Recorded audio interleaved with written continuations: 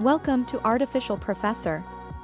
And in this video I will explain how to create free Canva account. The process is quite simple and easy. First of all, open your PC browser. From here, search for the same like I'm searching canva.com. So as you see, I directly go to the official website of Canva. Now here are the option log in and sign up, which are at the right top. But you don't need to tap here, simply tap on this one. Sign up for free. Now here is the option.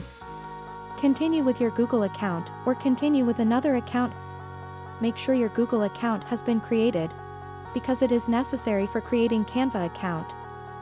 You need at least one account like the Google account or your Facebook account. So for me, I will choose my Canva account with my Google. So that's why I am tapping on this.